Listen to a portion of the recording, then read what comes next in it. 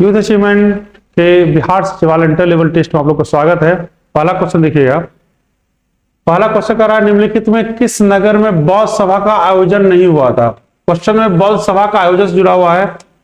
इसका मतलब है कि इसमें से तीन स्थान पर हुआ था और एक स्थान पर नहीं हुआ था। तो बौद्ध सभा का आयोजन चार बार हुआ है। जो पहला बौद्ध सभा का आयोजन हुआ था राजगिरी में, दूसरा वैशाली में, तीसरा पाटलिपुत्र में और चौथा हो जाएगा कुंडलवन कश्मीर में। कुंडलवन कश्मीर में। इसका तात्पर्य है कि यहां बौद्ध गया नहीं होगा। तो पहला राजगिरी, दूसरा वैशाली, तीसरा पाटलिपुत्र और चौथा कश्मीर। इसका तात्पर्य है कि बौद्ध गया नहीं होगा। अगर बौद्ध सभा अगर हर्षवर्धन वाला भी देखा जाए, हर्षवर्धन ने दो बौद्ध सभा आयोजन करवाए थे, एक प्रयागराज और कन्नौज, प्रयागराज और कन्नौज, तब भी आंसर नहीं होगा। आंसर क्या, बौद्ध गया।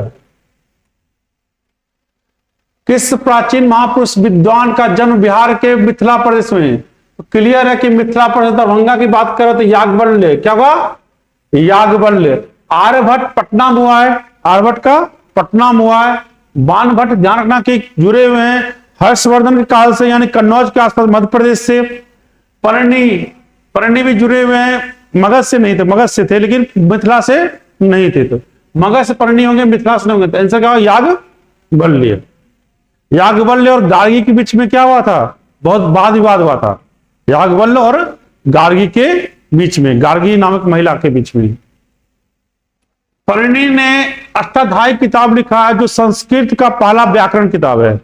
संस्कृत का पहला व्याकरण किताब है। बाणभट्ट हर्षित किताब लिखे, हर्षवर्धन के जीवन काल जुड़ा हुआ है। और आर्यभट्ट ने सूर्य सिद्धांत का सिद्धांत दिया। उन्होंने बताया पृथ्वी की परिधि की माप, पृथ्वी गोल है। बिहार राज्य गठन कब हुआ है, 1912 में। 1912 में। निम्नलिखित में कौन सा सही है। बिहार राज्य को राजनीतिक इकाई की मान्यता दिलाने वाला प्रथम प्रयास डॉक्टर सच्चिदानंद सिन्हा ने किया था। ठीक है, तो ठीक है। सच, इनका नाम था, पत्रिका का नाम सर्चलाइट, समाचार पत्र का नाम सर्चलाइट। बिहार टाइम्स गति तीव्र के, ये भी ठीक है। सर चार्ल्स एलियट ने बिहार और बंगाल पृथक करने के ज्ञापन, ये भी सही है। और स्वीकार कर दे, ये भी सही है।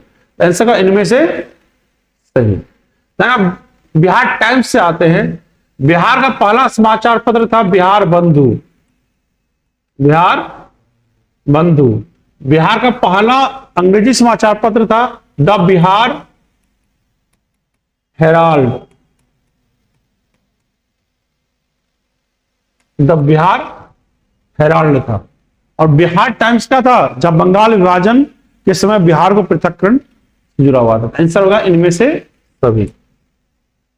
पंचायती राज संस्थाओं को संवैधानिक दर्जा दिया गया है। जानना कि इसमें दो है कि कब प्राप्त हुआ, दर्जा कब दिया गया। तो संशोधन था 73वां संविधान संशोधन 1992, लेकिन लागू किया गया 24 अप्रैल 1993 को। 24 अप्रैल। तो कब प्राप्त हुआ, यानी कब लागू किया गया, 1993। एक्ट कब का है, 1992 का है। एक्ट कब का, 1992 का है। भारतीय पंचायती राज को लेकर कौन समिति सबसे पहले बनाया गया था। बलवंत राय मेहता समिति 1957, अशोक मेहता समिति 1977, 1985, बी के राव समिति। पहले कौन बनेगा, बलवंत राय मेहता समिति। इसी समिति की अनुशंसा पर 2 अक्टूबर 1959 को नागौर राजस्थान में पहला पंचायती राज की स्थापना की गई थी। इन्होंने त्रिस्तरीय बोला था और अशोक मेहता ने द्विस्तरीय बोला था। बलवंत राय मेहता ने त्रिस्तरीय बोला था। और भी महत्वपूर्ण है, जैसे कि लक्ष्मण सिंघवी समिति, LM सिंघवी समिति, जिसने संवैधानिक दर्जा की बात की थी। बिहार किस पालन का शासक ने इन चक्रा युद्ध को कन्नौज का शासक बनाया था? धर्मपाल ने। धर्मपाल ने इंदिरा युद्ध को हराकर चक्रा युद्ध को शासक बनाया था। कब? त्रिपक्षीय संघर्ष के दौरान। आंसर क्या होगा? धर्मपाल। हराया किसको था? इंदिरा युद्ध को। बनाया किसको? चक्रा युद्ध को। इंदिरा युद्ध, चक्रा युद्ध। संविधान अपनाया गया है, यानी कि लागू किया गया है 26 जनवरी 1950 को। इसे संविधान सभा द्वारा अंगीकृत किया गया था, बना था 26 जनवरी 1949 को। किस देश सरकार ने हाल ही में दादा भाई नौरोजी पुरस्कार? ब्रिटेन के द्वारा की गई है, क्योंकि दादा भाई नौरोजी पहले एशियाई थे जो ब्रिटिश जो लोअर हाउस में एक सदस्य बने थे। पहले एशियाई थे, इनके नाम पर दादा भाई नौरोजी पुरस्कार दिया गया है, जो मूल रूप से पुरस्कार जुड़ा हुआ है कि विदेशी संबंधों से, अंतरराष्ट्रीय संबंधों से। प्रथम महिला कौन थी जो 7 प्रमुख सागर को तैर कर पार करी? बुला चौधरी ने 7 सागर को पार किए। दक्षिण भारत का तक्कोलम युद्ध कब हुआ था? 948-49 में। और किसके बीच था? चोल और राष्ट्रकूट के बीच में। चोल और राष्ट्रकूट के बीच में, जिसमें चोलों की हार हुई थी, राष्ट्रकूट विजित रहा था। इसी नाम से कहता है कि तालिकोटा होता है, तालिकोटा का युद्ध।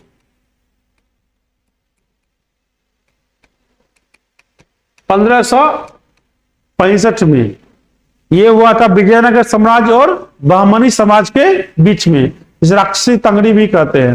यहां तक्कोलम है चोल और राष्ट्रकूट। रूस की सतह से द्वितीय पंचवर्षीय योजना के दौरान, भिलाई का तृतीय पंचवर्षीय योजना के दौरान, बोकारो का और चतुर्थ पंचवर्षीय योजना के दौरान, विशाखापत्तनम का। आंसर क्या? उपयुक्त सभी। द्वितीय पंचवर्षीय योजना के दौरान, भिलाई का, बोकारो का तृतीय पंचवर्षीय योजना के दौरान और चतुर्थ पंचवर्षीय योजना के दौरान विशाखापत्तनम। बंधुआ मजदूर उन्मूलन अधिनियम पारित हुआ था 1975 में, लेकिन लागू हुआ है 1976 को। अगर बंधुआ मजदूरी अधिनियम लागू कब हुआ है? 1976 को। संसद में पारित हुआ था 1975 को। आंसर क्या है?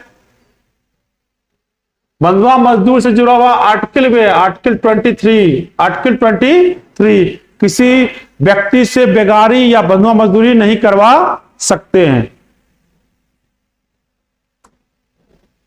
10 डिग्री चैनल देखते हैं क्या हो रहा है।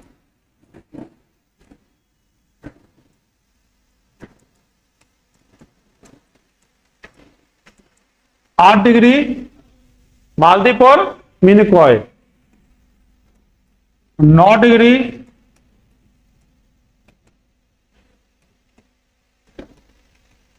और लक्षद्वीप, 10 डिग्री अंडमान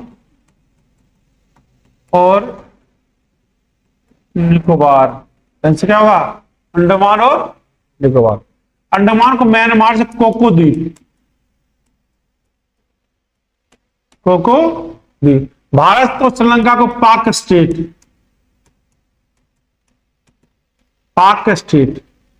ठीक है, आंसर क्या हो जाएंगे? ए। आंसर क्या हो जाएंगे? ए। संविधान निम्नलिखित कौन सी एक अनुसूची में दल विरोधी? तो देख लेते हैं। दूसरी में है वेतन और भत्ते, 5वीं में है अनुसूचित क्षेत्रों का प्रशासन, 10वीं में ये लागू किया 52वां संविधान संशोधन 1985 के द्वारा दल बदल।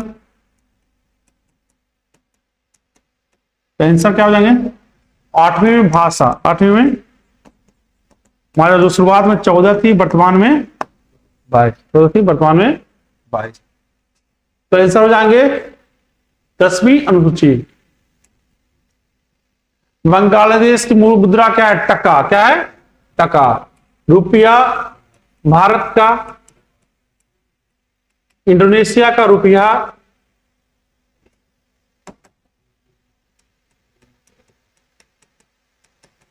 और डॉलर का यूएसए टका।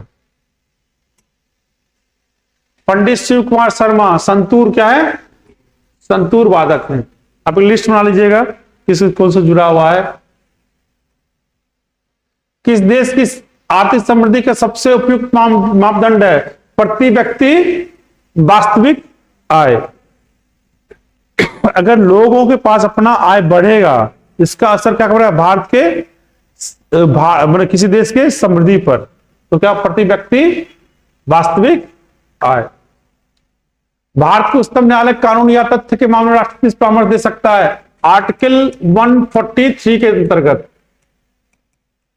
आर्टिकल 143 के अंतर्गत जब राष्ट्रपति परामर्श मांगे, जब राष्ट्रपति परामर्श मांगे तभी जब वह ऐसे परामर्श के लिए कहा जाता है। ना कि इसके लिए बाध्यता नहीं है मानने या नहीं मानने के लिए, या मतलब देने की बाध्यता नहीं है, राष्ट्रपति को मानने की भी बाध्यता नहीं है। आर्टिकल 143। आयकर विभाग द्वारा जारी पैन कार्ड पते का प्रमाण नहीं होता, क्योंकि पैन कार्ड पर पता लिखा हुआ नहीं होता है। जिस कार्ड पर पता लिखा हो वही पते का प्रमाण होगा। जो है वोटर आईडी और आधार कार्ड, वोटर आईडी, आधार कार्ड और ड्राइविंग लाइसेंस, ठीक है, जिस पर पता लिखा रहता है। बाकी सब जगह पता लिखा नहीं रहता है। तो पांचांक प्रमाण है, करदाता का प्रमाण है, जन्म का प्रमाण है। हर्ष के दरबार में वैनसांग एक दूत के रूप में किसने भेजा था? ताइसुंग ने। ताइसुंग ने वैनसांग को भेजा था। वैनसांग को यात्रियों का राजकुमार कहा जाता है। इन्होंने नालंदा विश्वविद्यालय में पढ़ाई किया था, ठीक है, और इसने सीयू की किताब लिखा, सीयू की किताब लिखा। कौन सा कर केवल राज्य सरकार द्वारा लगाया जाता है? ठीक है, यहां मनोरंजन कर हो जाएगा। किसी फिल्म वगैरह पर किसी पर मनोरंजन कर लगता है, वो राज्य सरकार लगाती है। इसलिए किसी फिल्म पर कोई राज्य छूट दे देता है कि कोई राज्य छूट नहीं देता है। यह मनोरंजन कर रहे हैं राज्य सरकार, लेकिन संपत्ति कर, निगम कर और आय कर ये क्या होते हैं? केंद्र सरकार लगाती है। मिश्रित अर्थव्यवस्था, ध्यान रखना कि जेएम किन्स का सिद्धांत है कि जहां पूंजीवादी और समाजवादी दोनों प्रकार की अर्थव्यवस्था रहे, यानी पूंजीवादी यानी कि निजी और समाजवादी यानी कि सार्वजनिक। तो क्या होगा? सरकारी तथा निजी क्षेत्र दोनों साथ साथ काम करे। इसका सिद्धांत है जेएम किन्स का। पूंजीवादी और समाजवादी दोनों को एक साथ रखा गया था। पूंजीवादी से निजी आएंगे और समाजवादी से आएंगे सार्वजनिक या सरकारी। आंसर हो जाएंगे सी। यहां एक क्रांति होने जा रही है और हमें जल्दी चले जाना चाहिए। एवी अलेक्जेंडर कहना था जब कैबिनेट मिशन भारत आया था, ठीक है, 3 सदस्य थे, सर पैट्रिक लॉरेंस,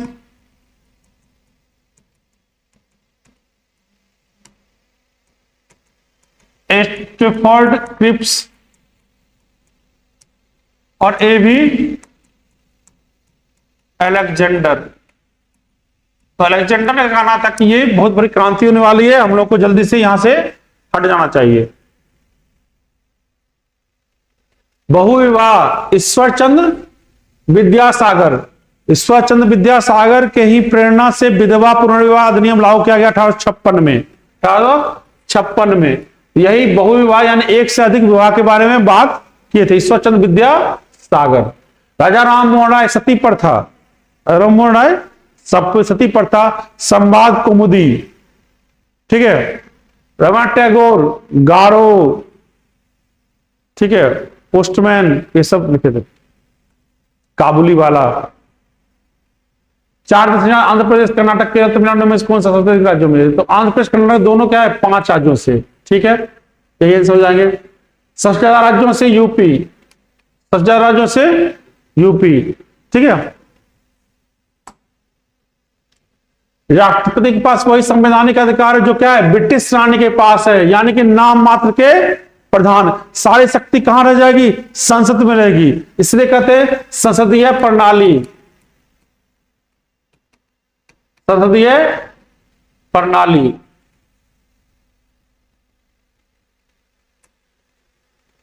अठारह विद्रोह के संदर्भ में निम्नलिखित में किसे उसके मित्र ने धोखा दिया था? किसको दिया था?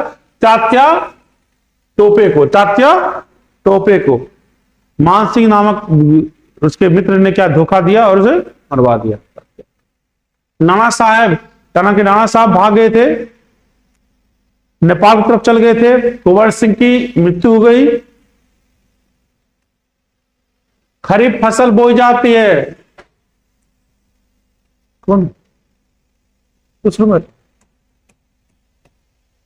उस रूम बैठिए, ठीक है, नहीं तो ऑफिस में बैठिए, अभी जो ऑफिस में बैठिए तब तक, ऑफिस में क्लास है,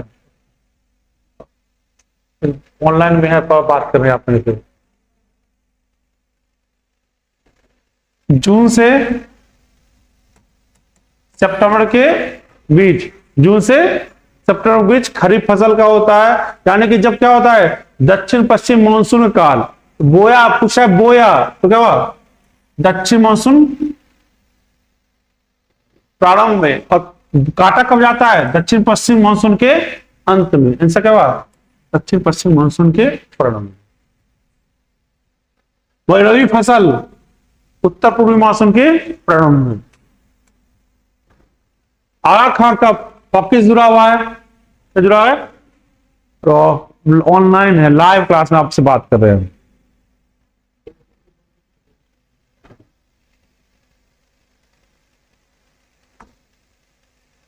उष्णकटिबंधीय किस क्षेत्र में मध्यरात्रि सूर्य को देखा जा सकता है? मध्यरात्रि सूर्य को देखा जा सकता है तो क्या? आर्कटिक और अंटार्कटिक क्षेत्र में। ध्यान कि ये क्षेत्र होते हैं, पृथ्वी की झुकाव का है 23.5 डिग्री है। तो अगर हम देखा जाए कि अगर कुछ साल के महीने होते हैं जहां कर्क रेखा या मकर रेखा पर सूर्य रहता है, तो उस मोमेंट होता है, तो ये जो क्षेत्र होता है, ये क्षेत्र जो होता है, ऊपरी भाग होता है, वो पहले घूम जाता है। क्योंकि वो क्या होता है कि अगर देखा जाए तो घूमने में क्या होता है कि इसने देखा होता है, इतना ये जो क्षेत्र है वो क्या होता है 9 घंटे 8 घंटे या 4 घंटे में घूम जाते हैं। तो क्या होता है? सूर्य डूबता ही नहीं वहां। कहां होंगे? आर्कटिक और अंटार्कटिका क्षेत्र में। किसको लाल ग्रह कहा जाता है? मंगल को। शुक्र को चमकीला ग्रह, बुध को नजदीकी ग्रह है, सबसे नजदीक का ग्रह है। नहीं, शुक्र क्या क्या चीज का? पृथ्वी का, सूर्य के नजदीक, सूर्य नजदीक कौन है? बुध है। शुक्र चमकीला ग्रह है। बृहस्पति ध्यान की पीला ग्रह, पीला पीला ग्रह। रोम शहर किस नदी के तट पर बसा हुआ है? टाइबर। क्या है? टाइबर। डेन्यूब झरना की 4 देशों की राजधानी बनाती है, 9 देशों में घूमती है। विश्व की सबसे ज्यादा देशों में बहने वाली नदी क्या है? डेन्यूब है। राइन को कोल रिवर नदी भी कहते हैं, राइन को कोल रिवर नदी भी कहते हैं, ठीक है। नेक्स्ट क्वेश्चन है, पैट कैसे जुड़ा हुआ है? ठीक है, तो पैट कैस क्या है? लॉन टेनिस से। पीट संप्रास, पीट सेम्प्रास, पीट सेम्प्रास। मोहम्मद तुगलक निपुण थे, किसमें निपुण थे? मोहम्मद तुगलक सबसे पढ़े लिखे इंसान थे, पढ़े लिखे इंसान थे, यानी कि दर्शन में। क्या हुआ? दर्शन में। हीलियम 4 पाया जाता है किस खगोलीय पिंड में हीलियम 4 पाया जाता है? ध्यान रखिएगा, किस खगोलीय पिंड में पाया जाता है? पृथ्वी। क्या है? पृथ्वी। शनि तैरता हुआ ग्रह है। शनि क्या है? तैरता हुआ ग्रह है। हम लोग वाणिज्यिक फसल है, वाणिज्यिक फसल उसे कहते हैं जो सिर्फ उपजाया जाता है बेचने के लिए। तो जाना कि कपास,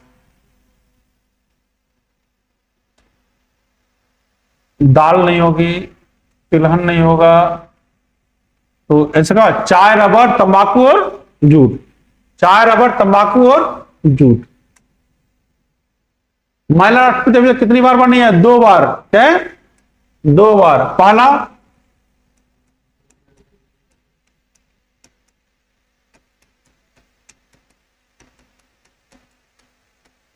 दूसरा अभी द्रौपदी।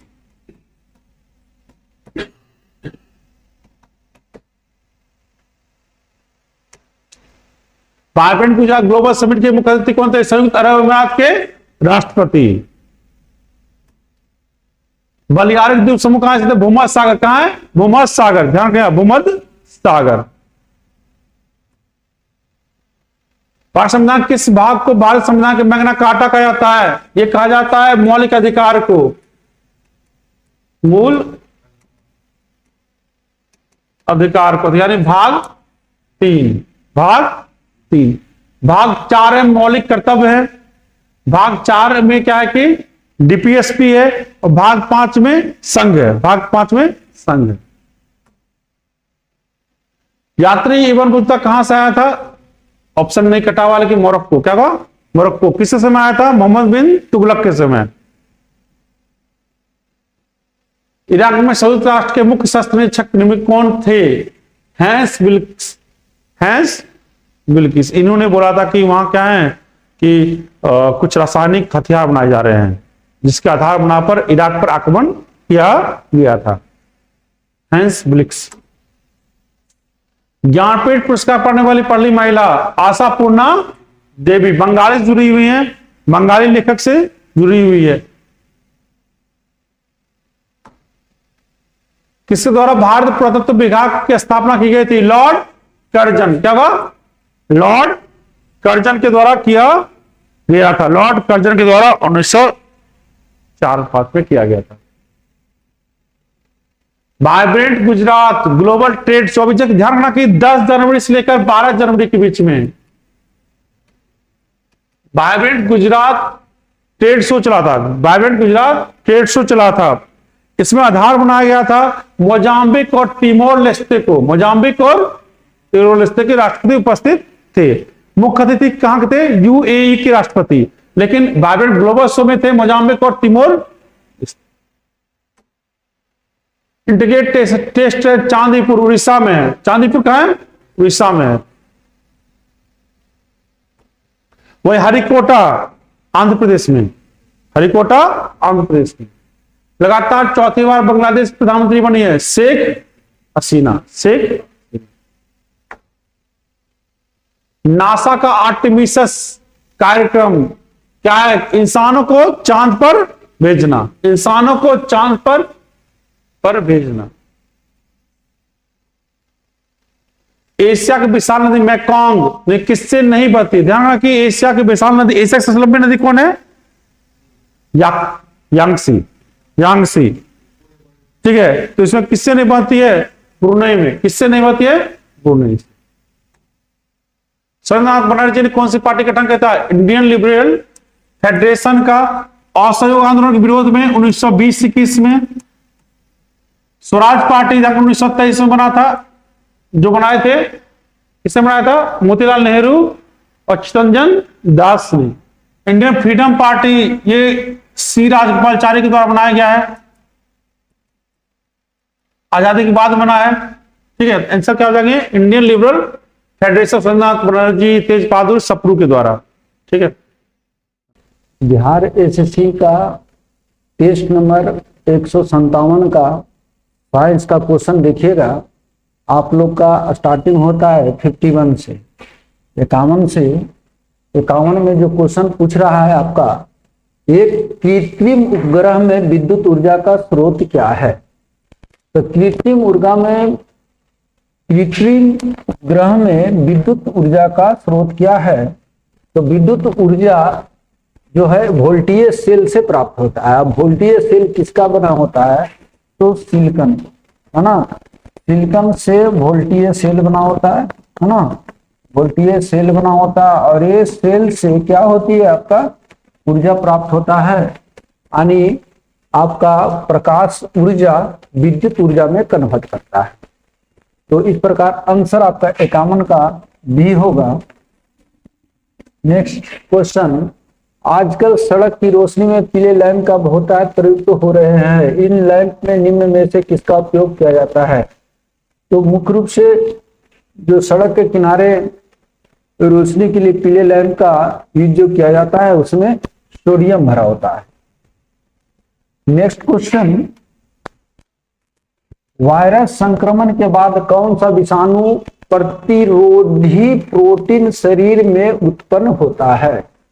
क्वेश्चन कह रहा है कि अगर कोई वायरस विषाणु जो है किसी के शरीर के अंदर चला जाता है, किसी होस्ट में चला जाता है, तो उसका शरीर जो है कौन सा प्रोटीन उत्पन्न करता है? प्रतिरोधी प्रोटीन उत्पन्न करता है। तो पहला नंबर है आपका एंटीजन, दूसरा है एंटीफेरॉन, तीसरा है टोबैको मोजाइक वायरस, तीसरा है कैप्सिड, है ना।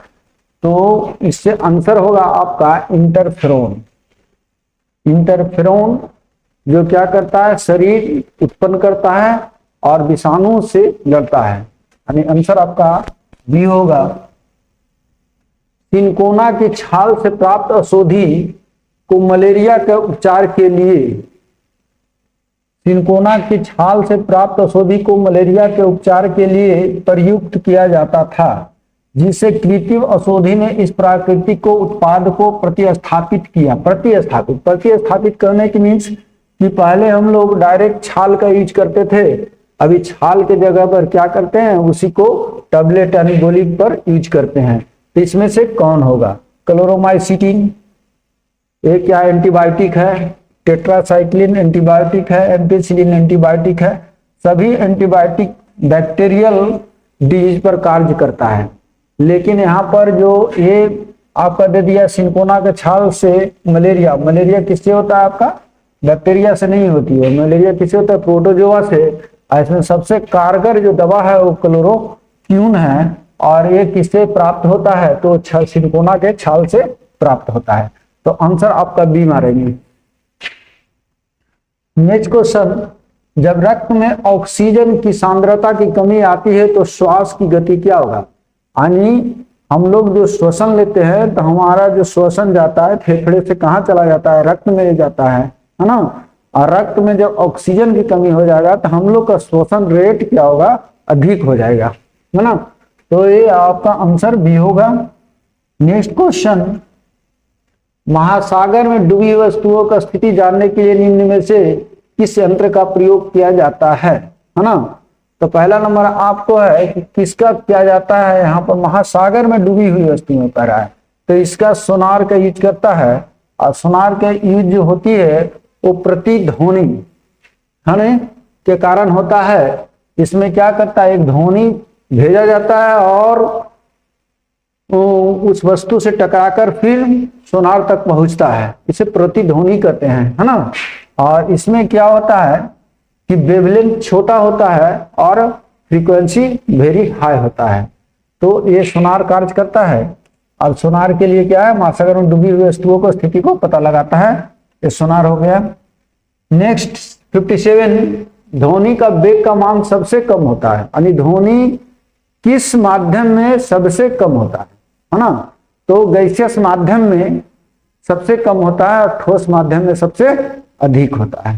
तो सबसे कम पूछ रहा है तो यहाँ पर क्या होगा? आपका गैस माध्यम में सबसे कम और ठोस माध्यम में सबसे अधिक। अगला क्वेश्चन 58, चुंबकीय क्षेत्र का मात्रक क्या है? चुंबकीय क्षेत्र का मात्रक क्या है? यानी चुंबकीय बल क्षेत्र कहो या चुंबकीय क्षेत्र कहो, हाँ। तो गॉस है, क्या है? गॉस है, गॉस होगा। और ये क्या होगा? सीजीएस में होगा। एक गॉस बराबर एक गॉस बराबर होता है 10⁻⁻⁴ टेस्ला। अगर SI कहा जाए तो टेस्ला है ना, SI टेस्ला का होगा, यानी SI मात्रक। SI मात्रक अगर देखा जाए तो टेस्ला होगा 10⁴, लेकिन आपका टेस्ला दिया नहीं है। यहाँ कह दिया चुंबकीय क्षेत्र का मात्रक क्या होती है, तो गॉस होता है, CGS में होती है ना। और यही अगर वेबर मीटर प्रति स्क्वायर दे देता तो ये भी आंसर हो जाता है ना। हेनरी ये इंडक्टेंस का है, यानी प्रेरक का मात्रक है। डोमेन तो आपका क्या है, कोई वेबसाइट है जैसे www.com, ये डोमेन के लिए यूज किया जाता है। तो हम लोग एक चुंबकीय क्षेत्र का मात्रक क्या है, तो आंसर ए हो जाएगा, गॉस हो जाएगा।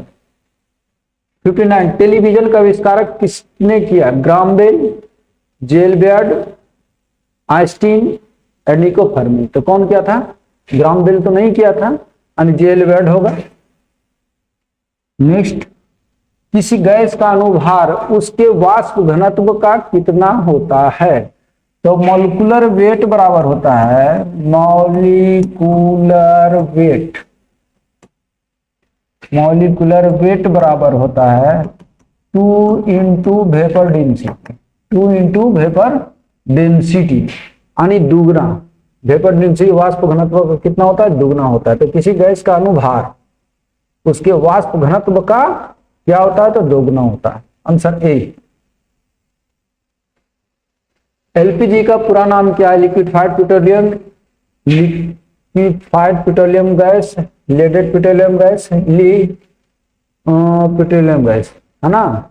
लिक्विड पेट्रोलियम गैस नहीं, लिक्विफाइड पेट्रोलियम गैस होगा। नेक्स्ट है, पेनिसिलिन का लेड है, जो लेड बना होता है किसका होती है, तो ग्रेफाइट। प्रकाश संश्लेषण अंक ऑर्गेनेल्स है, प्रकाश संश्लेषण कौन सा ऑर्गेनेल्स है, अन्य ऑर्गेनेल्स में कोशिका के अंदर जो पाए जाते हैं उसे कोशिकांग कहते हैं। कोशिकांग क्या है, ये ऑर्गेनेल्स है ना। तो यहाँ पर माइटोकॉन्ड्रिया में प्रकाश संश्लेषण नहीं होती है, यहाँ पर ऊर्जा का फॉर्मेशन होता है, इसलिए इसे power house of the cell कहते हैं। लाइसोसोम का आत्महत्या के थैली कहते हैं, क्योंकि इसमें हाइड्रोलाइटिक नामक एंजाइम उपस्थित होता है। राइबोसोम को प्रोटीन फैक्ट्री कहा जाता है, क्योंकि यहाँ पर प्रोटीन का निर्माण होती है। और हरित लवक जो है प्रकाश संश्लेषण का मुख्य ऑर्गेनेल्स है ना। तो आंसर आपका डी होगा।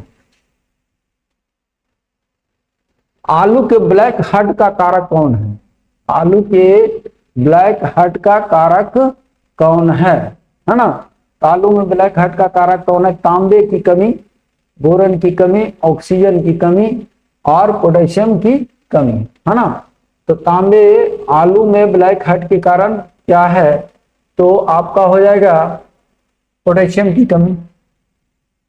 अगला क्वेश्चन, निम्नलिखित में सबसे छोटी कोशिका माइकोप्लाज्मा, सबसे बड़ी कोशिका ऑस्ट्रिच का एग, मानव का सबसे बड़ी कोशिका अंडाणु, मानव का सबसे छोटी कोशिका शुक्राणु है ना।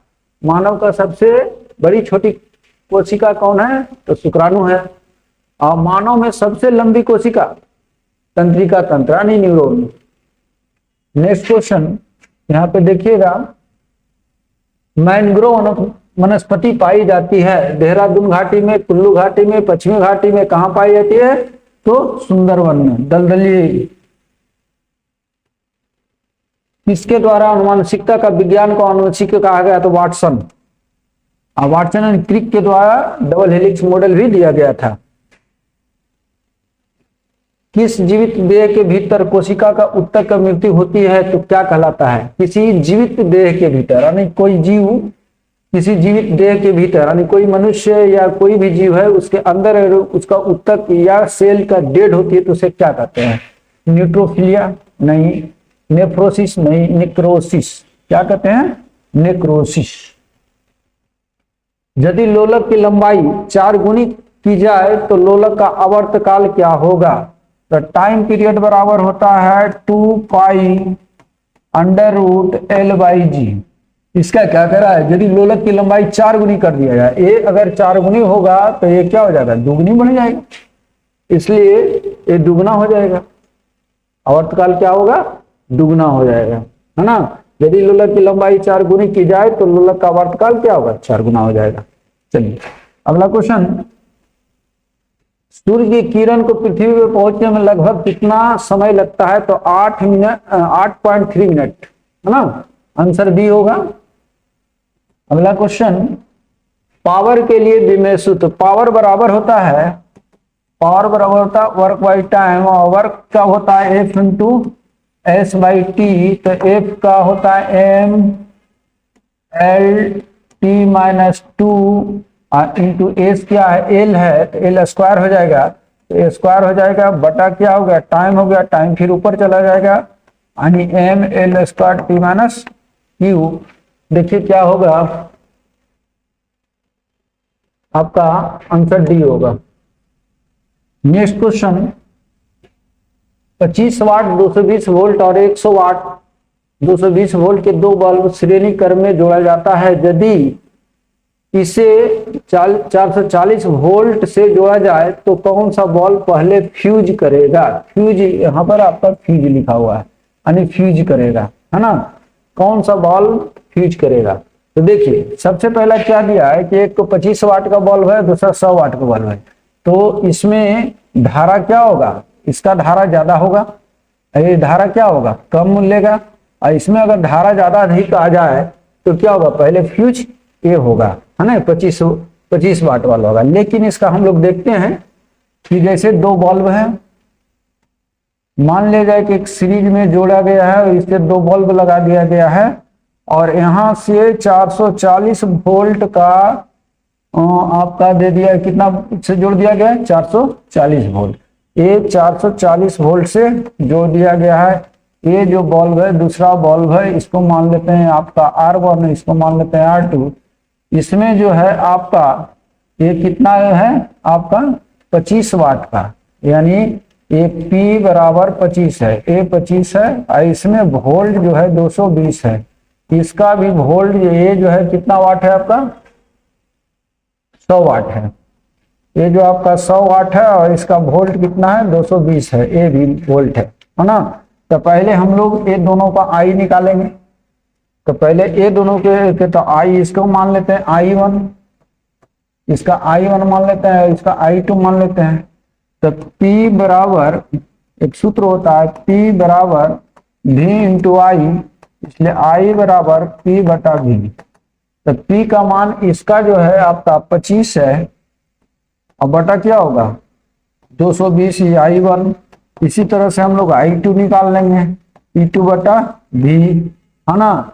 एक कितना है आपका 100 वाट है और एक कितना है 220 वोल्ट है। ये हो गया आपका I2, I1 और I2, यानी इसमें धारा इतना तक जाएगा और इसमें धारा इतना तक जाएगा। तो इसका मीन्स कि I2 क्या है, I2 बड़ा है किससे, I1 से। तो यहाँ पर एक लिख सकते हैं कि I2 ग्रेटर देन I1। दूसरा, अब हम लोग पूरे में ले लेते हैं, पूरे में लेते हैं तो हम लोग क्या, दो ये भी दिया हुआ है, लेकिन R1 R2 हम लोग नहीं जान रहे हैं। तो हम लोग जानते हैं एक कि P बराबर होता है V स्क्वायर बाई R, इसलिए R बराबर होता है क्या, V स्क्वायर बाई P। तो V स्क्वायर बाई P अगर देते हैं तो V 220 है और बटा P कितना है आपका 25 है। ये R1 के लिए निकल जाएगा, R2 के लिए इसी तरह से आप निकालेंगे तो V स्क्वायर बटा P, यानी ये हो जाएगा आपका 220 ही होगा, और क्या होगा आपका बटा 100। ये R1 R2, तो इसलिए R बराबर सीरीज में जोड़ दिया गया है, तो R1 प्लस R2 हम लोग कर देंगे। यहां से R1 और R2 निकाल लेंगे, और यहां से जो R1 और R2 निकलेगा उसके बाद हम लोग पूरे पर क्या करेंगे, I निकाल लेंगे कि I इसका मान कितना हो रहा है ना। तो I का मान देखिएगा कि I का, इसका जो I का मान होगा, यानी I जो कंप्लीट I होगा आपका, है ना, I जिसको कह रहे हैं ये कंप्लीट जो होगी वो क्या होगा कि I1 से कम होगा, और ये हो गया I1, I greater than I1, है ना। और यहाँ पर क्या होगा, इससे I2 क्या होगा, ग्रेटर होगा। यानी इस प्रकार हम लोग देखते हैं, ये अगर इससे कैलकुलेट करके देखिए हम लोग को पता चला कि इसका I का मान कम है और इसमें I ज्यादा पहुंच गया, जिसके कारण ये पहले फ्यूज करेगा 25 वाट। अगला क्वेश्चन, यदि किसी वस्तु का संवेग P हो तो P बराबर dp बाई dt, यानी dv बाई dt, तो dv बाई dt का एक्सेलेरेशन होता है, तो mass into acceleration, mass into acceleration क्या होगा, बल होगा। अगला क्वेश्चन, यदि दो आदमी 55 किलोग्राम द्रव्यमान के पिंड को अलग अलग 4 तथा 7 मिनट में 20 मीटर की ऊंचाई तक ले जाता है तो पिंड पर किया गया कार्य क्या होगा।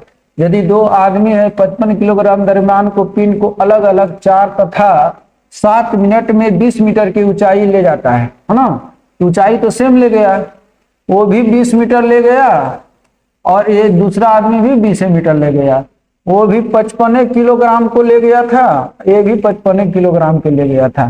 तो वर्गडन अगर पूछेगा तो वर्गडन क्या होता है, सेम हो जाएगा, क्योंकि वर्गडन बराबर होता है mgh। तो हाइट सेम हो गया, g का मान सेम हो गया, मास का मान सेम हो गया, इसलिए W1 इक्वल टू W2 दोनों क्या होगा, बराबर होगा। पहले आदमी के द्वारा अधिक होगा नहीं, दूसरे आदमी के द्वारा अधिक नहीं, दोनों द्वारा समान होगा। आंसर सी होगा, है ना। आप लोग का साइंस का क्वेश्चन 75 क्वेश्चन तक था। इसके बाद आपका मैथ वाले सर आएंगे जो 76 नंबर क्वेश्चन से आप लोग को सोल्यूशन कराएंगे। आप लोग बैठे रहिए। चलिए, वेरी गुड मॉर्निंग। तो ये बच्चों को आज हम लोग सेट नंबर 157 का मैथ का डिस्कशन स्टार्ट कर रहे हैं। चलिए देखते हैं। पहला प्रश्न आपका काफी एक बेसिक सा प्रश्न है। इसमें क्या कहा जा रहा है कि 350 के 8/9 के 45% का 25% कितना होगा, है ना, कितने के बराबर होगा।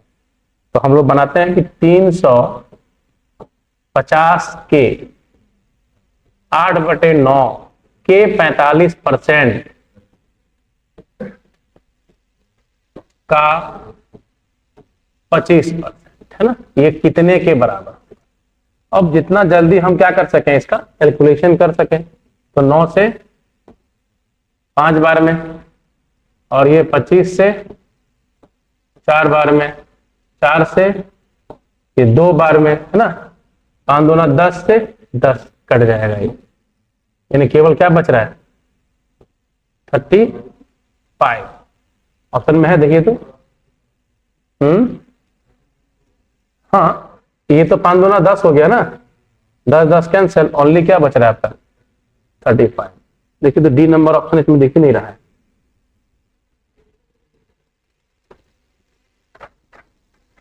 इसमें डी नंबर ऑप्शन है ही नहीं।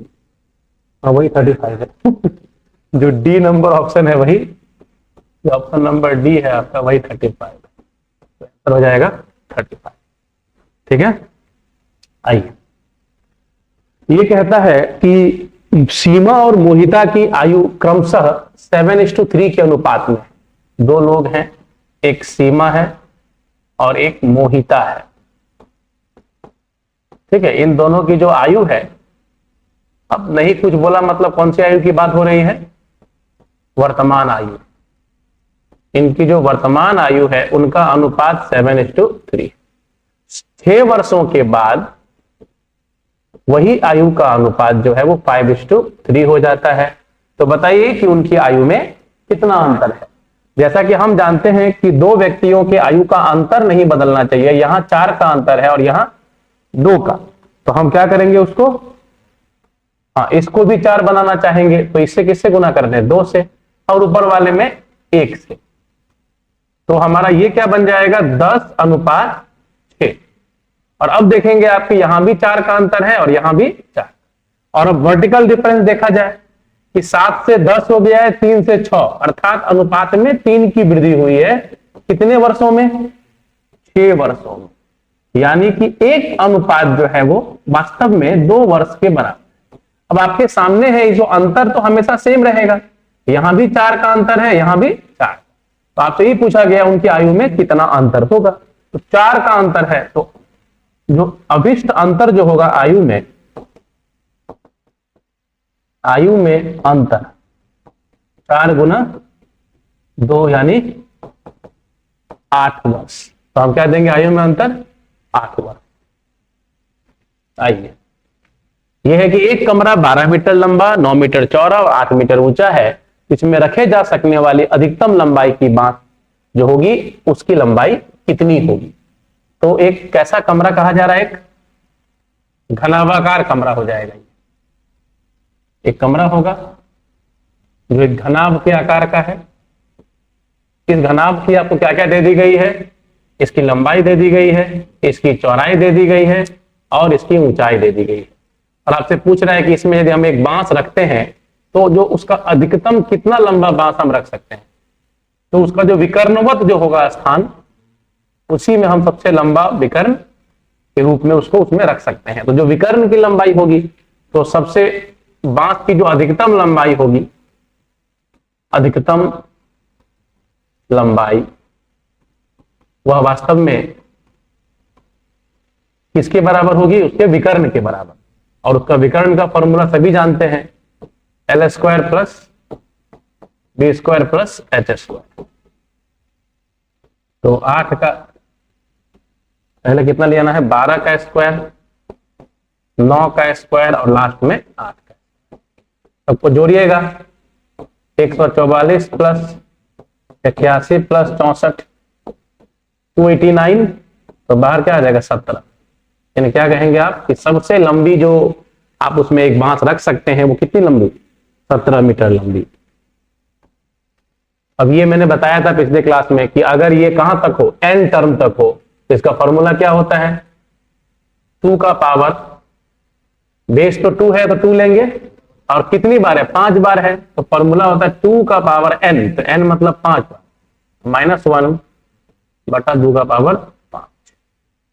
ये फॉर्मूला है इसका। 2 तो 31 बटे 32। तो पहला वाला है ना। अगर अनंत तक होगा तो वही रह जाएगा। एक 240 मीटर लंबी ट्रेन की लंबाई कितनी है, 240। एक खंभे को पार करने में जितना भी समय लगता होगा, उतनी ही गति पर उसे अपनी दुगुनी लंबाई वाले एक प्लेटफॉर्म को पार करने में उससे 40 सेकेंड अधिक लगता है। तो ट्रेन की चाल क्या होगी, इसको हम लोग मैजिकली सॉल्व करेंगे कि ट्रेन की चाल बराबर, डायरेक्ट ध्यान देना है कि दोनों कंडीशनों में, दोनों केसों में जो दूरी में अंतर है वो क्या होगा। तो केवल और केवल किसकी लंबाई, प्लेटफॉर्म की लंबाई। क्योंकि दोनों केस में जब वो खंभे को पार करता है तब भी अपने आप को पार करेगा, और जब वो एक प्लेटफॉर्म को पार करता है तब भी अपने आप को पार करेगा। तो दोनों जो केस है उसमें दूरी में अंतर केवल प्लेटफॉर्म की लंबाई होगी और समय में अंतर 40 सेकेंड दिया हुआ है। तो डायरेक्ट हमारा ट्रेन की चाल बराबर दूरी में अंतर जो कि प्लेटफॉर्म की लंबाई है, जो उसके अपनी लंबाई के दुगनी है, और बटा उसका समय में अंतर, बस यही उसकी मीटर पर सेकंड में चाल हो जाएगी। 6 दूना 12 है ना, 12 मीटर पर सेकंड। अब ये कह रहा है कि 159 का 2/3 224 के 5/8 से कितना कम है। तो 224 का 5/8 माइनस 159 का 2/3 है जी। अब काटेंगे इसको, तो 8 दूना 16 अठी 64, यानी 140 और ये 5 15 और 3 तो 53 दूना 106, यानी कितना बच रहा है 34 है ना। 34 ही इसका जवाब होगा। आइए, 3 विद्यार्थियों का गणित में औसत प्राप्तांक 30 है। अगर तीनों विद्यार्थियों के प्राप्तांक में एक चौथे विद्यार्थी का प्राप्तांक जोड़ दिया जाए तो औसत घटकर 25 हो जाता है। तो चौथे विद्यार्थी का प्राप्तांक क्या होगा। काफी बेसिक क्वेश्चन है, एवरेज का एक। चौथे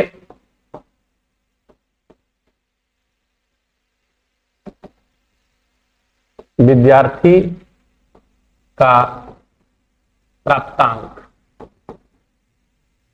कितना होगा कहेंगे 30, पहले 25 लोग, बाद में औसत 25, कितने लोगों का? 4 लोगों का। और जब 3 लोग थे तो कितना था? 30 था। तो 100 माइनस 90 यानी कितना आ रहा है? 10। यानी कितना मिला चौथे विद्यार्थी को? केवल 10 अंक। Basic question. ये थोड़ा सा अलजेब्रिक है ना, ये आपका एसएससी सीजीएल का एक बेहतर क्वेश्चन है। अब इसको हम लोग कैसे बनाते हैं देखिएगा। इसको लिखेंगे पहले ए स्क्वायर, और ये 2a जो ब्रेक होगा इसको यहां लिखिए -2a, और एक 1 मांग लीजिए किससे? इससे। तो पहला आपका ये इस तरह लिखना है।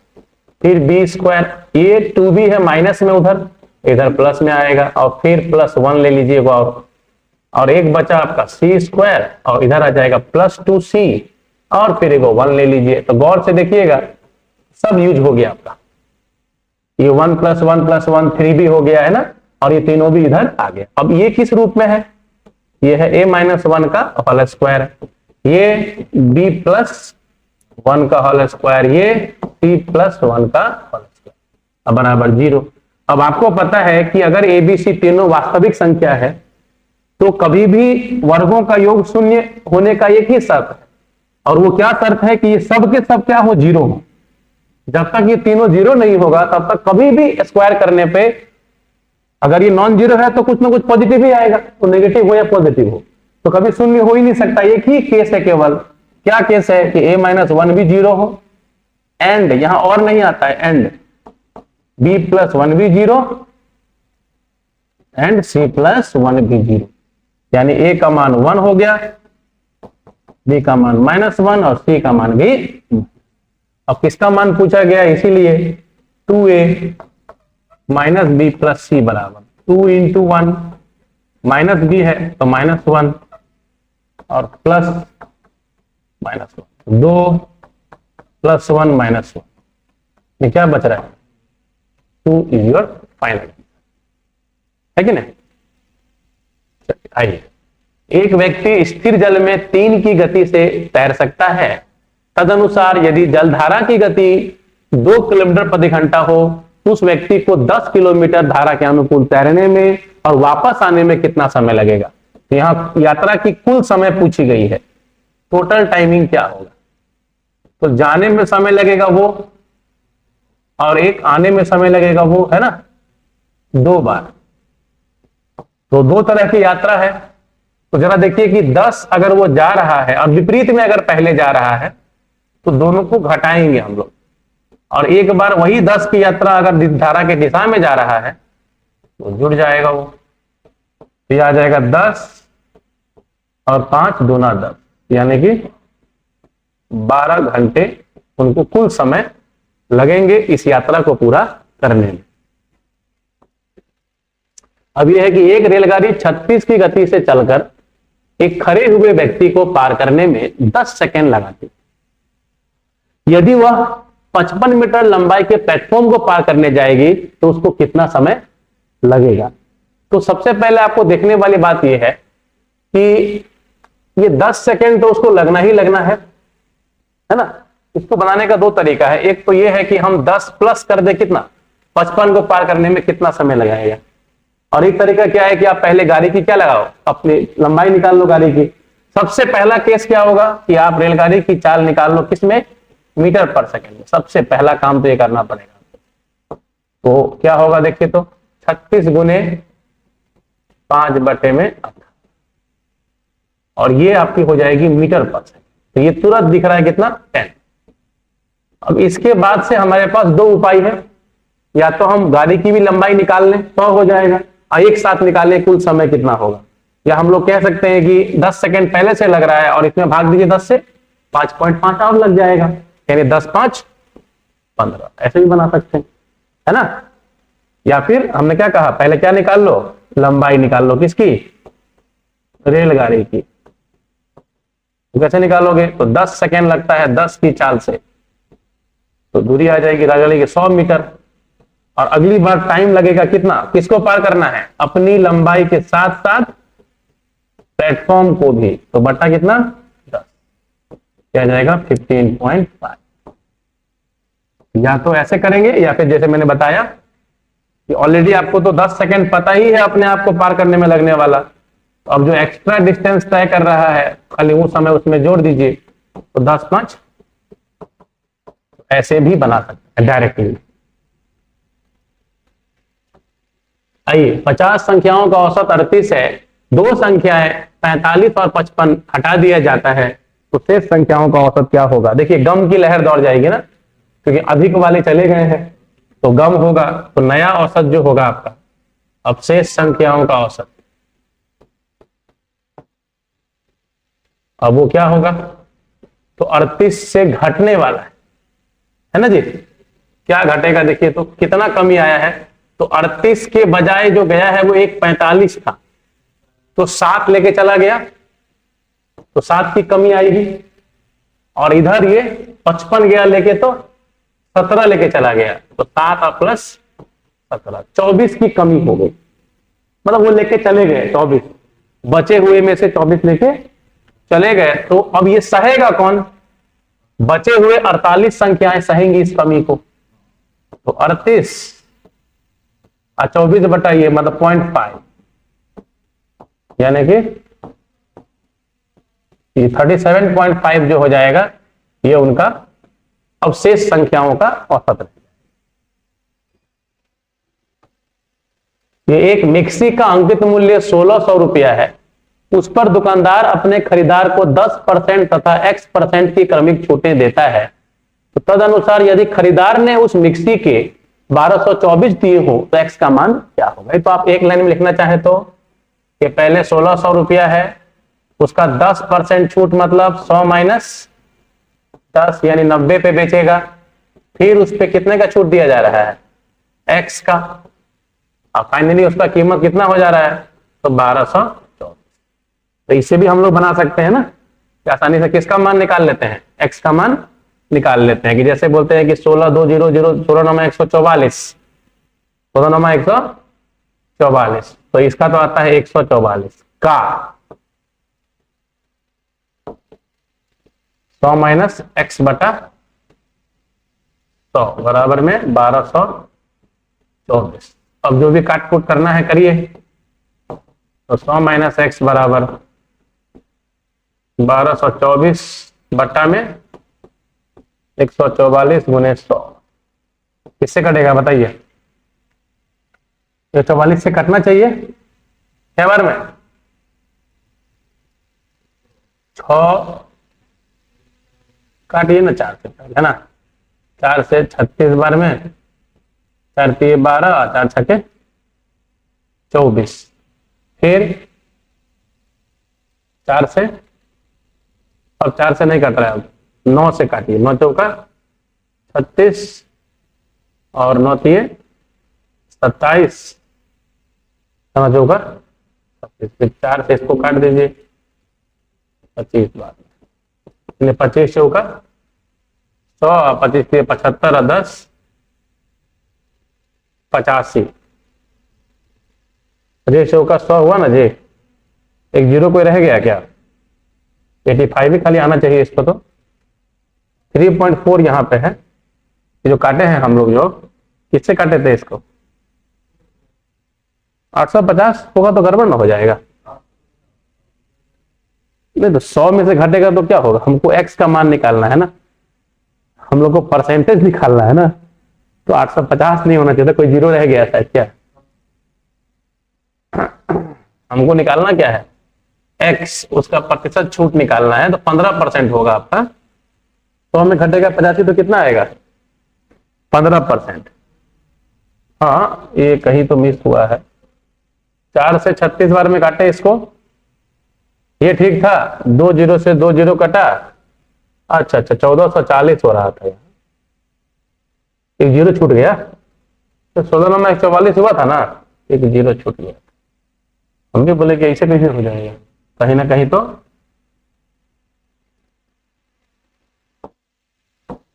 अब जा करके X बराबर तो थोड़ी गलती होता है, ये 16 नंबर 144 खाली लिख दिए, वो जीरो एक था उसमें, किसका 1600 का 90% कितना होगा 1640, और इसी को और कैसे बना सकते हैं, तो जैसे जा रहा है जाइए वैसे, हाँ बाबू, एक देखिए ये दोनों कटा और इधर 90 था ना, 9 नहीं ना था, हम वही 90 के पेज लिख दिए थे। अब इसको और कैसे बना सकते थे, तो डायरेक्ट घटाते जाइए आप। ये 1600 का पहले कितना छूट, 10%, तो डायरेक्ट कितना हो जाएगा वो 140 हो जाएगा। और अगला छूट कितना होगा, कि कितना हो जाए वो 1224। छूट कितना है, 10 में 4 गया तो 6, और 13 में 2 गया तो 1, 3 में 2 जाएगा तो 1, फिर 4 में 2 गया तो 2। तो कितने का छूट है ये, 216 का। तो 216 जो है वो किसके, तो 1224 के कितने परसेंट के बराबर। ऐसे भी हम लोग मार देते हैं कहानी इसको, इस तरीके से भी इसका कहानी क्लियर होता है। ये भी एक्स का मान दे देगा आपको, ये इसका कितना परसेंट है, 216 बटे ये है ना, किससे कट जाएगा, वही 4 से काटना होगा फिर से। 4 तो ये 12, 4 छके 24, और 4 पचे 20, 4 चौका 16, फिर 9 से काटिए, 9 छक्के 54, 9 तो ये 27, 9 चौका 36। अभी फिर कितना होगा, 34, 15 बार में कट जाएगा, 600 आ रहा है। 9 तो ये 27, 3 9 जगह 36, अभी 17 बार में जाएगा ना ये, तो कट के 17 से तो नहीं कटेगा ऊपर, क्या हो जा रहा है। अब घटा करके ठीक किए, देखिए तो घटाए ठीक हम लोग, 10 में 4 गया तो 6, 3 में 2 गया तो 1, और 4 में 2 गया तो परफेक्ट है हमारा। 216 कहां पे पड़ रहा है छूट, 1440 पे ना, जल्दीबाजी जो कर रहे हैं ना उसमें गलती हो रहा है, और बराहट के चक्कर में। छूट कहां पे मिलेगा हमको, छूट जो दिया जा रहा है वो किस पे, हमारे इस मूल्य पे, क्योंकि छूट होने के बाद फाइनल ये कॉस्ट हुआ, अंतिम कॉस्ट ये है। तो 216 का छूट इस पे नहीं, किस पे, 216 का छूट किस पे जाएगा, 1440 पे जाएगा। बिना टाइम के कारण सब परेशानी आता है। अब किस पे काटा जाए, देख रहे हैं, अब आसानी से कटेगा, 0 से 0 कटा, 36 से 4 बार में, 36 से ये 6 बार में, तो 15 चौका 60, कितना परसेंट आ गया, 15%। यानी ये थोड़ा सा क्या लगता है कि छोटा लगता है थोड़ा सा, ये इसमें आप छूट निकाल के बना देते हैं, इसमें एग्जैक्ट निकाल करके, यदि ए सी से 50% बड़ा हो और बी सी से 25% बड़ा हो, ए सी से कितना बड़ा है, 50% बड़ा है। यानी कि अगर ये 100 है तो ये 150 है, और फिर बी कितना बड़ा है सी से, 25% बड़ा है, ये 125 हो जाएगा बी, है कि नहीं। और अब सवाल क्या कह रहा है कि ए बी से कितना प्रतिशत बड़ा होगा, तो कितना बड़ा है देखिए ना, 25 बड़ा है कहां से, बी से, गुना 100। तो ए जो है वो किससे, बी से, 25 बचे और 20 बार, 20% बड़ा है ना जी। आइए, 2 रेलगाड़ी एक ही दिशा में एक ही घंटा में 56 किलोमीटर और 29 किलोमीटर की चाल से चलती है, तो तेज चलने वाली रेलगाड़ी धीमी चलने वाली रेलगाड़ी में बैठे एक आदमी को 16 सेकंड में पार कर जाती है, तो तेज चलने वाली गाड़ी की लंबाई क्या होगी। देखिए तो इसमें एक धीमी गाड़ी है, एक धीमी गाड़ी है आपकी, और एक तेज गाड़ी। तो ऑब्वियस सी बात है, कौन किसको पार करेगा, तेज जो है वो धीमा को पार करेगा। तो जो धीमी वाली गाड़ी है उसका क्या दिया है चाल, 29 किलोमीटर प्रति घंटा, ठीक। और जो तेज गाड़ी है उसका चाल 56 किलोमीटर प्रति घंटा। अब कहता है कि जो तेज चलने वाली गाड़ी है वो ट्रेन को नहीं पार कर रही है, इसमें बैठे एक व्यक्ति को पार कर रही है, तो उस व्यक्ति की जो चाल होगी वो तो 29 हो जाएगी, और उसकी लंबाई 0 हो जाएगी। तो जिसको भी ये गाड़ी पार करेगा वो अपनी लंबाई को ही पार। तो अगर तेज वाली की लंबाई L मान लिया जाए तो L बराबर इसका तो 0 होगा, ऐसे इक्वल टू सापेक्ष चाल। तो दोनों का दिशा यदि सेम है तो चाल का अंतर होगा 56 माइनस 29, और इसमें किससे गुना करेंगे 5/18 से। टाइम कितना ले रहा है पार करने में 16 सेकेंड। यही आपका रेलगाड़ी की लंबाई हो जाएगी। रेलगाड़ी की लंबाई L बराबर ये कितना आ जाएगा, 16 में 9 गया तो 27, 5 गुने 16/18 किससे काटिएगा 9 दूना 9 तीन, 2 से 8 25 40 दिए 120 मीटर। यानी गाड़ी की लंबाई कितनी होगी 120 मीटर। एक संख्या के 15वें भाग यानी 1/15 भाग, उसका 12वां भाग, उसका 12वां भाग और उसका 7वां भाग का योगफल कितना दिया है 1353। तो बताइए कि वो संख्या क्या हो। तो x निकाल करके, है ना, इसमें क्या निकाल देंगे x का मान, एलसीएम ले लीजिएगा और उसके बाद एक 5 आएगा ही, 15 है तो चौका 60 सत्ते 420 आराम से कटेगा आपका, है ना। इसमें 5 और 3 है तो 15 आएगा, इसमें एक 4 आ जाएगा, 15 चौका 60 गुना 7 एलसीएम। ये ए स्क्वायर माइनस बी स्क्वायर। तो ए स्क्वायर माइनस बी स्क्वायर में क्या कर सकते हैं आप, ए प्लस बी इंटू ए माइनस।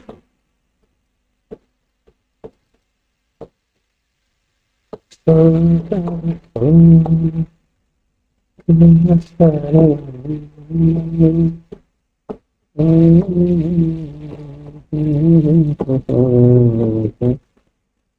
भैया 0.0395।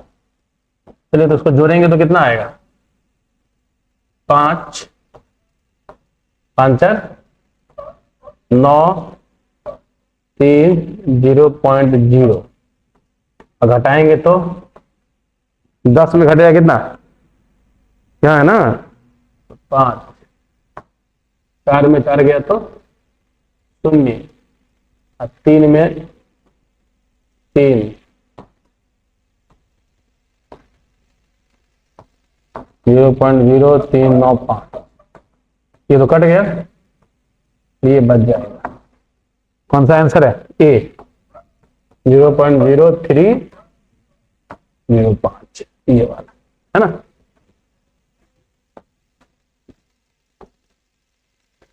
ए ने एक वस्तु जिसका मूल्य 50 रुपया है बी को 20% लाभ पर बेची। बी ने वही वस्तु 25% लाभ पर सी को और सी ने वही वस्तु 40% लाभ पे डी को। तो उस वस्तु का मूल्य जो डी ने दिया, उस वस्तु का मूल्य जो डी ने दिया वह कितना होगा। तो फाइनली निकालिए, ए के लिए कितना मूल्य था 50, उसको 20% लाभ पे बेचा गया बी को, तो बी के लिए कीमत कितना पड़ जाएगा 120/100। फिर बी क्या किया, सी को बेचा 125% पे उसी वस्तु को। फिर सी ने कैसे बेचा, डी को 40% के लाभ पे। तो यही कीमत किसके लिए होगा, डी का सीपी हो गया। ये हो गया डी के लिए सीपी, है कि नहीं जी। तो जितना छोटा कर सकते हैं करिए। 50 का इसका कितना निकाल दें 6/5, है ना। 20 छक्के 120, 20 बचे, ये 25 बचे, 25 चौका 20 सत्ते और 20 25, 5 5 कैंसिल। ये 4 से काटे, कोई कट रहा है देखिए तो 50 छक्के 300, 50 छक्के 300 गुने 7/4, 4 से कट रहा है ये, 4 सत्ते 28, 4 पचे 20, तो 7 पचे। एक और कुछ छोटा नीचे एक 5 रह गया है ना, ये वाला 5 यहां पे काट सकते हैं 10 से हम लोग। एक रह गया था, ये हमारा एक 10 ही कर देते हैं इसको सीधा। अब नहीं काटे तो हम लोग अब क्या करें, नहीं काटे तो हम लोगों को अब काटेंगे तो अच्छा यहां से चेंज कर देते हैं। चलिए 5 से 10 बार में कट गया तो 10 छके 15 सत्ते 105 हो जाएगा आपका, है ना। ठीक, आइए ये वाला दो संख्याओं का मौसा तथा लौसा दिया है, एक संख्या इतना है दूसरा संख्या क्या है, तो बेसिक क्वेश्चन है एकदम। दूसरी संख्या बराबर दोनों संख्याओं का मौसा गुना लौसा और बटा पहली संख्या। तो जो कट रहा है उसको तारातारी काटिए, 11 बार में 11 से भाग दीजिए ऊपर, 11 दूना 22 यानी 210, ये आपका हो गया। मनजीत की वर्तमान आयु में से अगर 6 वर्ष घटा दिया जाए और शेष को 18 से भाग दे दे तो पौत्र राहुल की वर्तमान आयु मिल जाती है। अगर राहुल जितेंद्र से 2 वर्ष छोटा है और जितेंद्र अभी 5 वर्ष का, तो मनजीत की वर्तमान आयु क्या होगी। तो मनजीत की आयु को अगर m कह देते हैं तो m में से पहले कितना घटाना है 6 और शेष को किससे भाग दिया जाए 18 से, तो उसकी पौत्र राहुल की आयु प्राप्त होती है। तो देखिए तो जरा गौर से कि राहुल की जो आयु है वो कितनी है, तो राहुल जितेंद्र से 2 वर्ष छोटा है और जितेंद्र अभी 5 वर्ष का है, मतलब राहुल कितने का होगा 3 वर्ष का, यानी मनजीत माइनस 6 बराबर 18 54, तो मनजीत बाबू की वर्तमान आयु 60 वर्ष रही होगी।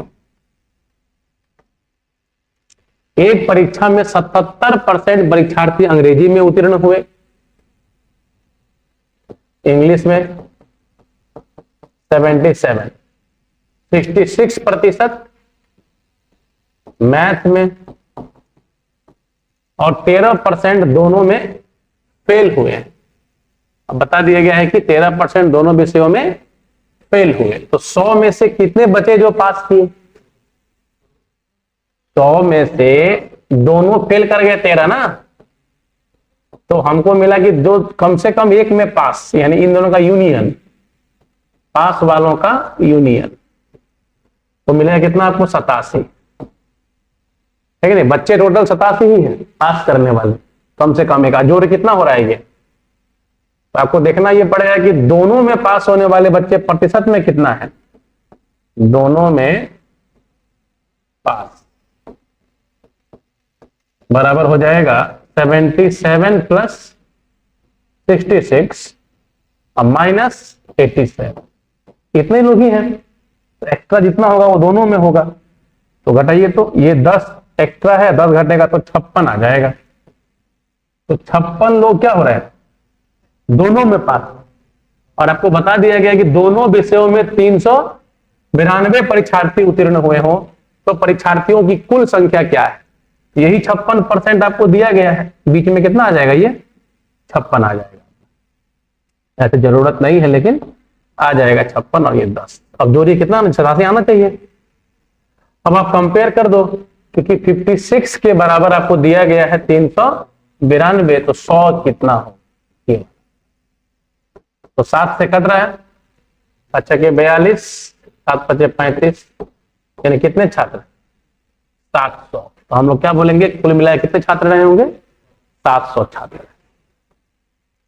ए का 2 दिन का कार्य बी के 3 दिनों के कार्य के समान है, तो ए और बी का अगर हम लोग एफिशिएंसी की बात करें, पहले टाइम दिया हुआ है कि जितना समय में ये जो काम 2 दिन में करता है बी उतना काम 3 दिन में, तो एफिशिएंसी क्या हो जाएगा 3:2 का, और बी के 4 दिन का काम जो है वो सी के, इसका टाइम का रेशियो है 4:5 इनका टाइम का, तो इसका एफिशिएंसी का रेशियो 5:4 का हो जाएगा, किसका बी और सी का, है ना। अब आप देखो कि एबीसी का निकाल दो एफिशिएंसी कंबाइंड, तो हमारा काम क्या है कि हम तीनों का कंबाइंड एफिशिएंसी निकाल दीजिए। किसको बराबर करना पड़ेगा बी को, बी यहां 5 है और यहां 2 है, तो इसमें 5 से गुना कर दिया जाए और इसमें 2 से, तो 5 3 15, 10 और कितना कहानी खत्म। अब कह रहा है कि अगर तीनों मिलकर इस काम को 5 दिनों में समाप्त कर सकते हैं तो बताइए अकेला ए। तो 15 + 10 25 8 33 33 अगर क्षमता है तो काम 5 दिन में पूरा होता है। तो अकेले किसके लिए कह रहा आपसे? अकेले ए यानी 15 के क्षमता से 11 दिन। तो क्या आ जाएगा आपका 11 दिनों में, है ना। यह है कि एक वृत्त का क्षेत्रफल एक वर्ग के क्षेत्रफल के समान है, इसके परिमाप का क्या अनुपात होगा? तो वृत्त का क्षेत्रफल होता है पाई r स्क्वायर और वर्ग का क्षेत्रफल होता है उसका भुजा स्क्वायर। तो इससे आपको उसके रेडियस और उसके एरिया का रेशियो मिल जाएगा, रेडियस और भुजा का। तो 1/π है ना। तो देयरफॉर r/a क्या होगा आपका 1/√π ना होगा। मतलब त्रिज्या का और भुजा का अनुपात हमको मिल गया। अब सवाल के हिसाब से आपको किसका निकालना है? उनके परिमाप का। तो वृत्त और वर्ग के परिमाप का अनुपात क्या होगा देखिए। तो वृत्त का परिमाप होता है 2πr और वर्ग का परिमाप होता है 4 × भुजा, है ना होता है जी। तो ये तो चलो कटेगा 2 बार में, यानी πr = 2a। अब जरा r और a का मान रखिए इसमें। तो r कितना है 1 और a कितना है √π। √π टाइम से कटेगा, √π/2। तो क्या आ जाएगा आपका √π/2। ये हो जाएगा उन दोनों के किसका अनुपात? परिमाप का अनुपात। ए ने बी को 20% लाभ पर एक घड़ी बेची, बी ने उसी को 10% हानि पर सी को बेच दी। अगर सी ने घड़ी की 216 रुपए चुकाई तो ए को किस कीमत में मिली होगी? मान लीजिए ए को x रुपए में मिला होगा, ए के लिए सीपी कितना हुआ x रुपये, ऐसा मान लिया जाए ए का सीपी। तो x पे कितना लाभ पे बेचा गया? पहले 20%, यानी 20 छक्के 120 अपते। फिर 10% हानि पर 9/10 और सी कितना में खरीदा था 216 में। बस निकालिए। तो x बराबर 216 गुने 5 गुने 10 6 गुने 9। डायरेक्ट कट रहा है 6 से 36 बार में,